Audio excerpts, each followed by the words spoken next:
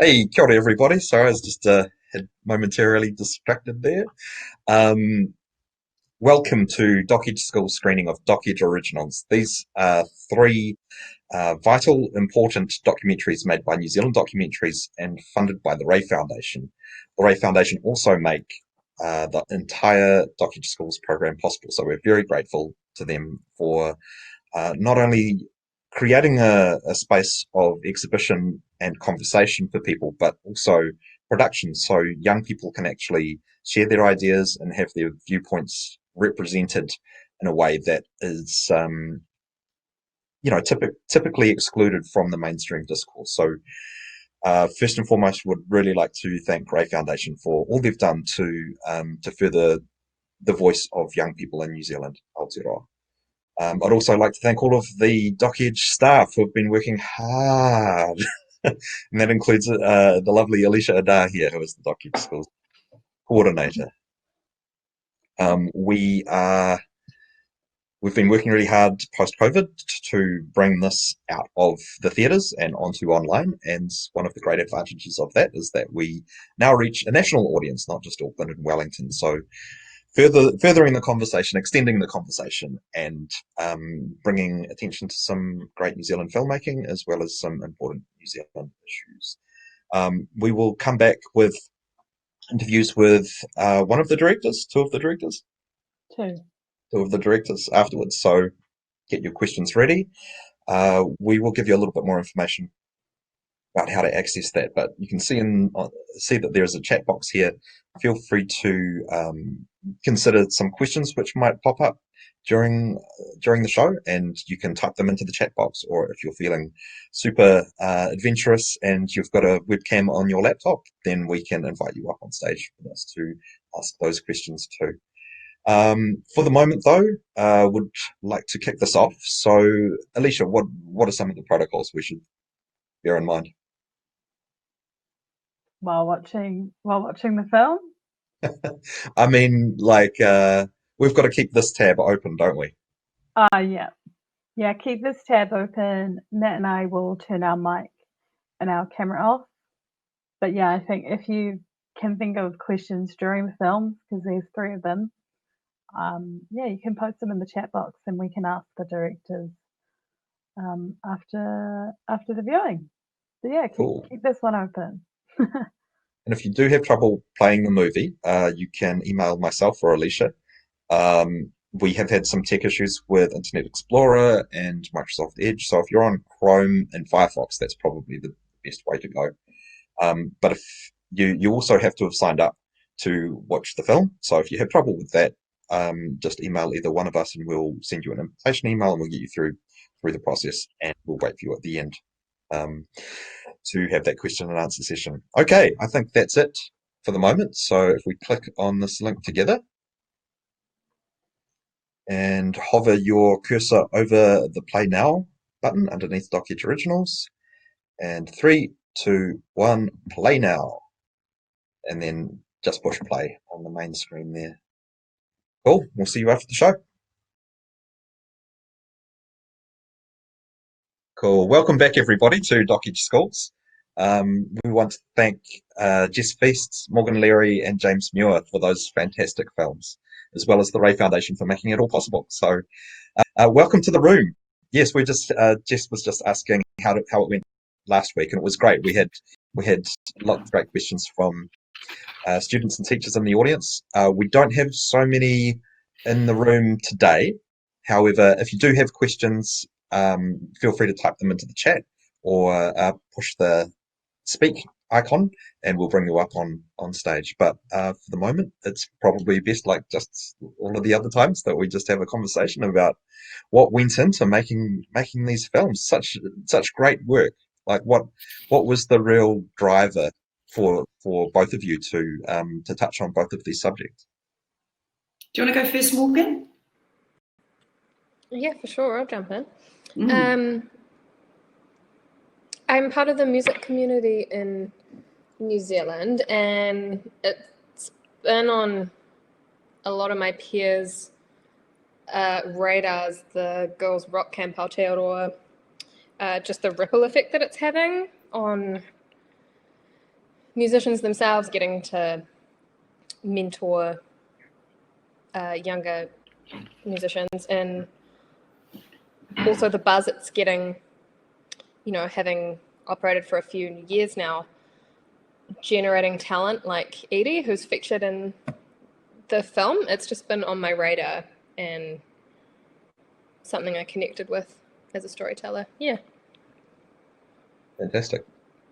Awesome. And yeah, for me, it was, I'm obviously really interested in the climate justice movement. And I'd taken my kids to the first School Strike for Climate, which happened on March 15th, which was a really big day for everyone because obviously the mosque attack happened in that afternoon. But I just remember that, in between finishing the march and the knowledge of that terrible event, feeling this real sense of excitement and hope and solidarity just from being part of that movement.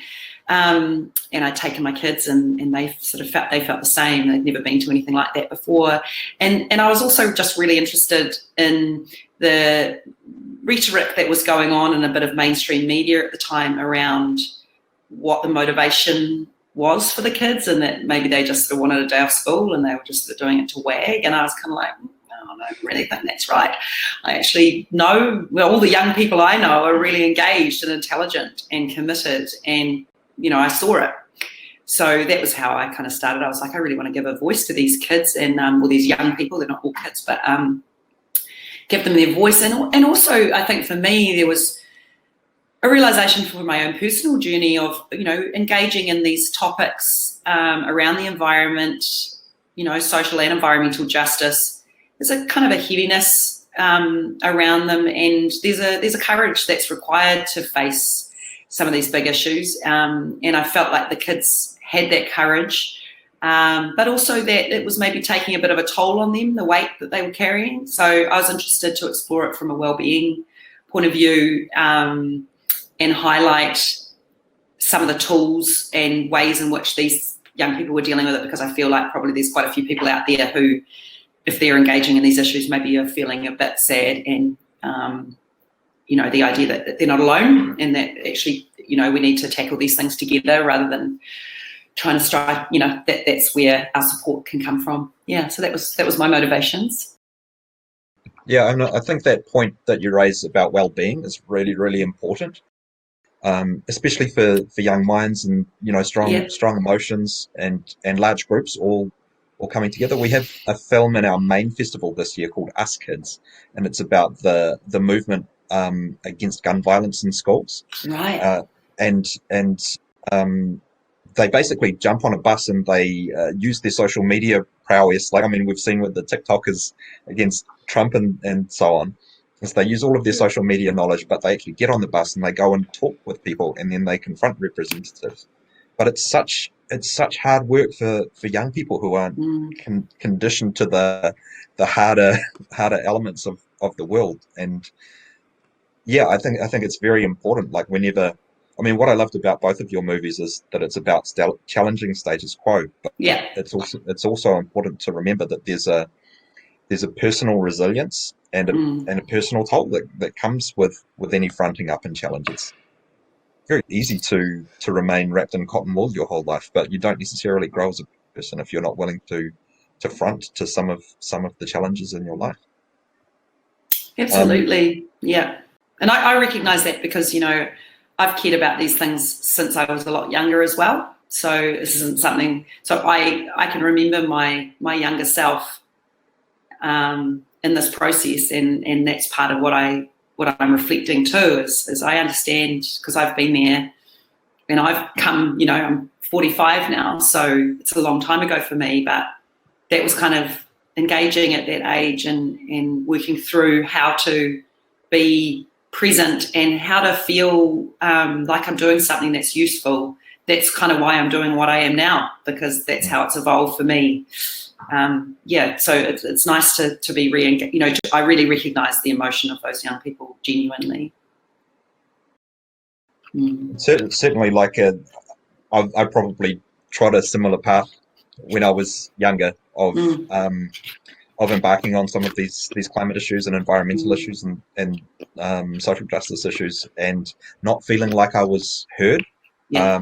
And I think in both of your movies, you're really about amplifying voices and challenging that idea of children are there to be seen and not heard.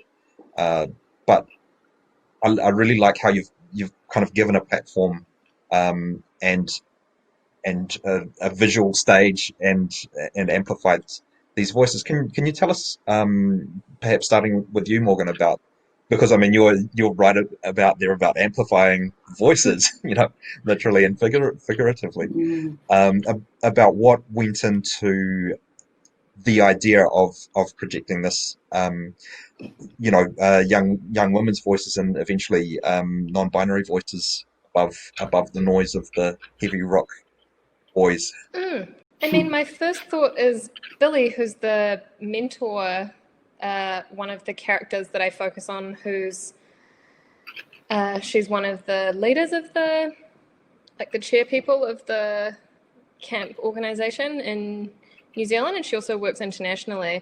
She's a friend of mine. I've known her for about 15 years when we were teenagers going to gigs in Auckland, and straight up, it was it would have been like 2005 when there was the rock and roll kind of renaissance that literally was just like a sea of white dudes in tight pants. And, I guess where we're at generationally is like listening to the generation attending camp who absolutely respect each other down to the minutiae of what pronouns they want to be referred to as, and applying that to our own generation and generations above us. That's really the ethos of camp, is learning from the younger generation in terms of the respectful ways that they represent each other. Yeah, absolutely. How about you, Jess? I can't remember what my question was. Yeah, neither can I. Can you, Morgan? Amplifying voices. Yeah, definitely. As I say, that was one of my main motivators. Very much so. Was I think we really need to rethink our mainstream media presenters. To be honest, I can't believe. Not wanting to get too political, but I can't believe that people like Mike Hosking and Duncan Garner get so much airtime, frankly. And yeah, I kind of go, how do we balance that? How do we, and in a way that's not attacking?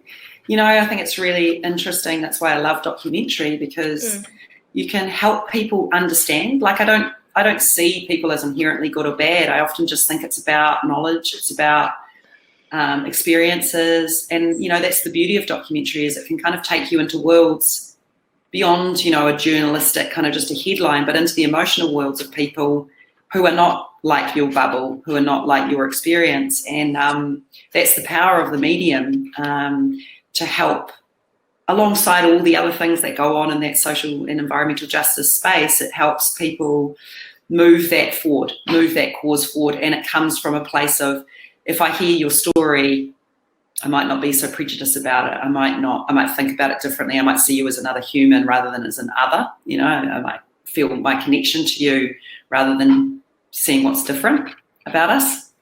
So that, yeah, I think that's sort of there in all the stuff that I'm doing at the moment.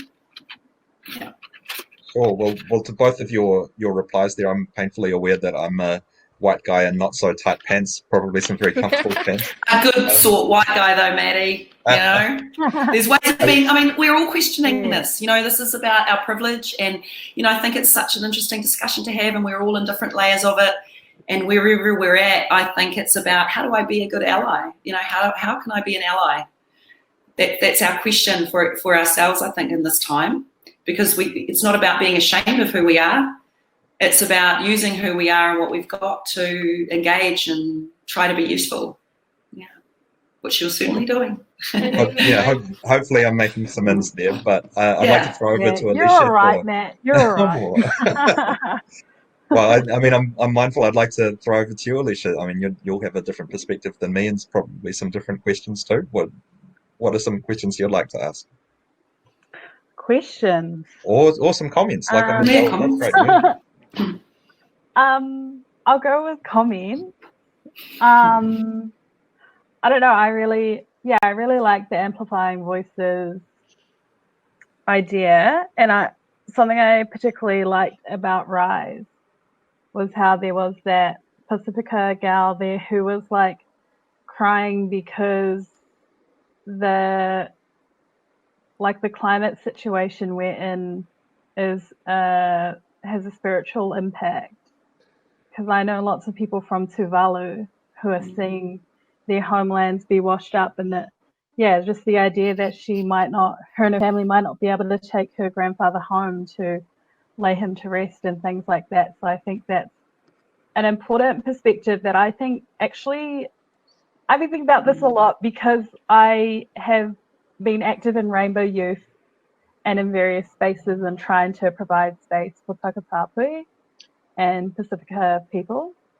But I think a lot of the time we miss the spiritual aspect of a lot of things, because I think that oftentimes Takapapui, like myself, have to choose either our rainbow identity or our cultural identity. But it's like, to be honest, our cultural identity comes first, but we want to be able to take up. We want all of it, because you should want all of it. And so you should have that. But I also think it's interesting to talk about with the whole Māori media sector shift proposal, which I think is going against what should be done. If we could have more Māori on mainstream, I think that'd be really cool. And get rid of those other two. Please. Move on. Time to move on. But I think that's the great thing about documentary, because we spoke about last week about learning styles. So my learning style is not academia, but if I can see something, hear it, and emotionally connect to it, I definitely take it on board more than I do written text. So I love documentaries. Love them. Not really a question, but no, but I love that. I love that comment about the spirituality, because for me, that's a massive part of it. Is, it starts, I suppose, with an emotional. It's always about emotion when you're working in film. I think that's such an important aspect of it. It's not just about information at all.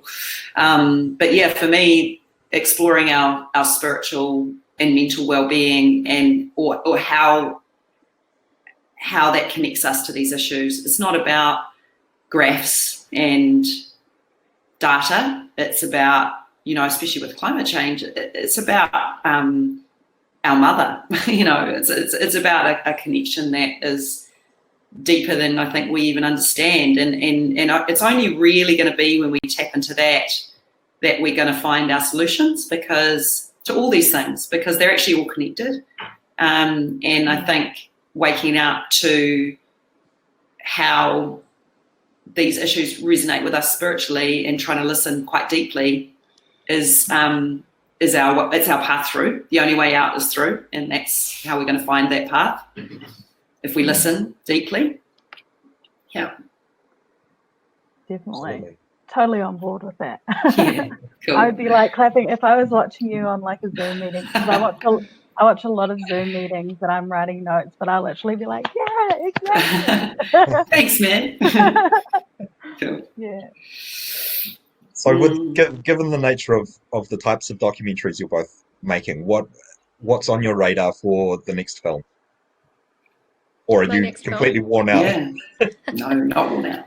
Again, music themed. It's about an unlikely brotherhood between some West Auckland punk rockers and Japanese fishermen.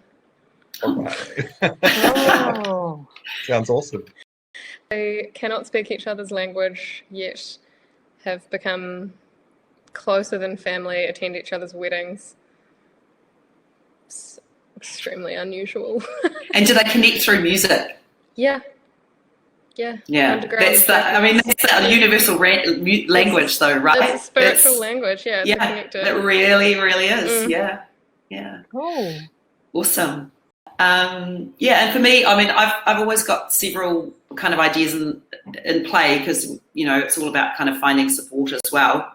I just pitched an idea at Doc Pitch actually called Trees and Us, which is all about the relationship between people and trees.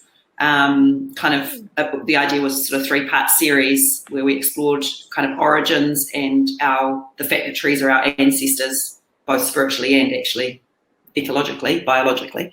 And the fact that the forest is kind of like a superorganism, this idea of community, how they reflect us, and then the central piece being about the fight for our forests and the big protest movement that happened through the 70s and 80s that saved our ancient forests, what was left of them, which wasn't very much.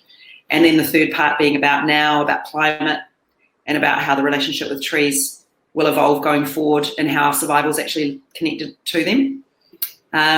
Who knows whether anyone's going to fund that, but you know, that's where, because I go there in that spiritual sense. And sometimes it's hard to get some mainstreamers on board with that, but I think, you know, things are changing. And I also just did my first 360 filming yesterday for my first VR piece, which was really interesting. Oh. Yeah, so that's a real experiment, and it's a Māori healing, immersive Māori healing experience where I work with a taonga poro player who's a healer and a dancer, Māori dancer who's a healer. And we just had a beautiful big sort of studio and played around in that yesterday. So I don't know, I was interested in that because, you know, VR has these immersive qualities and has been used and is being explored as a healing medium in different ways. And I was like, I wonder if this kind of thing can translate. So it's more of a question than an answer, but we'll see when it comes out. Yeah. So that's a couple of things, but there's always like multiple jugglings because we're survivors, us doco makers, eh? We've got to sort of have our fingers in a few pies to keep going. Yeah. They all sound like amazing projects. Like with regards to the Worldwide Wood project that you've got going on there, there's a group I put you in touch with, Te Reo Ngaro, and it's called The Disappearing Voice, and relates exactly to that and the spiritual energy of the sounds of the forest and above and below ground. So they're both audio makers, and I think you'll tap into possibly some. That would be great. Yeah. And that's that thing about the relationships between people and trees. It's not just about trees as this kind of abstract thing. It's actually about the connection. Because the more I go through this process of doco making and just life in general, the more I realize it's about the space between, you know, this idea of the va or the wa, you know, like it's all about what's happening between us is the thing. It's not about really us as individuals. It's about how we connect with each other and others around. And yeah, one of the big epiphanies, I guess, that I had when it came to music and people and relationships and sound and so on was it was actually at a tangi where people were wailing and crying and singing, and like you were saying, there were groups of individuals who were personally, emotionally affected, and they were letting out their wairua as it were to connect, and it all resonated in a very collective way, which was it was a unique experience that could be never recreated because it was all of those people there at the same time, not only sharing energy but creating a new unique type of energy through harmonic sound and so on. Awesome. So I'm very interested to see where both of your new projects go, you know, and even with the I don't want to say dissonance because it's not, you know, the punk punk element of the noise. You know, it's rebellious noise. You're shaking things up, like not being expected, expected, not being conservative, like making push the boundaries. Yeah, absolutely, and we need to because the boundaries at the moment aren't serving anyone. So. You know, let's bust out. And share that energy and share that sound and share and in a positive way as well. Yeah. Like it's not busting out. It's busting out with a purpose, with a reason, and with some support behind you, rather than just kind of freaking out. You know, which is a perfectly natural response to what's going on right now. but how can we channel that into something more healthy for the world and more healthy for individuals? Because it's tough. Yeah. And the lesson that I've learned in my many years is expression is the most important thing. If you hold things in, it only kind of reverberates within you, and people can't see or hear what's going on with you. So True. through music or through talking or through writing or through art or whatever, it's you'll find it's better for you and for other people if it's expressed rather than Yeah. internalized. So yeah, I want to thank you both for making such great externalizations of not only your voices and your thoughts, but also representing the thoughts and voices of young people who often have their thoughts and voices suppressed. Yeah. Alicia, have you got any thoughts before we wrap in the next few minutes? Oh, well, I was just going to say, I just had a total epiphany Awesome. how like sound and stuff can sort of weave us together. And especially with you bringing up Pangi, Matt, because one of our other films in the social justice shorts is called Invasion, and it's from the First Nations people who are in Unistoten, like just up the road from Westhuiton. And so when I watched it, as soon as the women started their like chanting or singing or I don't know what it was, I just like bawled my eyes out. I was like, wow, like I'm having like a major reaction to this.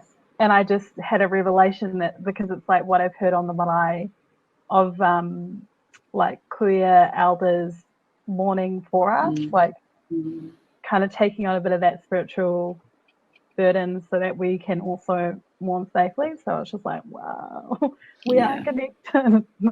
We are. Yeah, that's just a thought. Oh, totally on point. Okay, Jess, Morgan, if you had any last thoughts to share with the young people before we go, what might they be? Just thank you for inspiring me and teaching me. Yeah. Nice. Yeah, I'd say the same too. I'd just say like, yeah, it's not about who's older or younger, or I think we've all got so much to contribute, and I just want to keep listening really carefully and hearing what's going on for young people, and I just appreciate all their energy and openness. Yeah, and it's great to engage with it was great to engage with these young people, and I hope I get to do a lot more. Fantastic. Well, I've got a little message here from Reiko Fukutaki, who is the principal sponsor, who is basically Ray of Ray Foundation, and she would like to communicate something which has been written down. So I'll read out her message. For the past 3 years, Doc Edge and Ray Foundation have been presenting documentary films to New Zealand students through the Doc Edge Schools Festival, as well as online through the Doc Edge Schools On Demand program. However, many of these documentaries were made for an older audience, and while they have still been of great interest, they haven't been specifically created for youth audiences. For this reason, Doc Edge and Ray Foundation have founded the world's first film fund designed to help local and international filmmakers to create documentaries for younger audiences. The documentaries you've seen today were the recipients of the first year of this film fund. We encourage you to use this chance to learn new things, experience new ideas, and discuss these films with each other. We hope that these new ideas and experiences will be meaningful to your everyday life and will allow you to see the world around you in new ways. If you have any thoughts you'd like to share about the things you've enjoyed, found interesting, or otherwise, please feel free to let Doc Edge and Ray Foundation know. So our email addresses for Alicia and Matt are up in there, and we can forward any of the student or teacher thoughts onto you, Morgan and Jess, and James in absentia. Awesome, guys. Hey, thank you once again for coming along, and that is the last screening of Doc Edge Originals, at least in the schools program, but we wish you every success with getting out there into the wider film festival circuit and just getting your words out there. Cool, thanks so much, team. Yeah, thanks guys, it's such a great program, and I hope it grows and grows. Fantastic. All right, well, have a great weekend, and we'll guys too. Everyone. See you soon. Thanks everyone for watching. Thank you. Bye. Bye. Bye.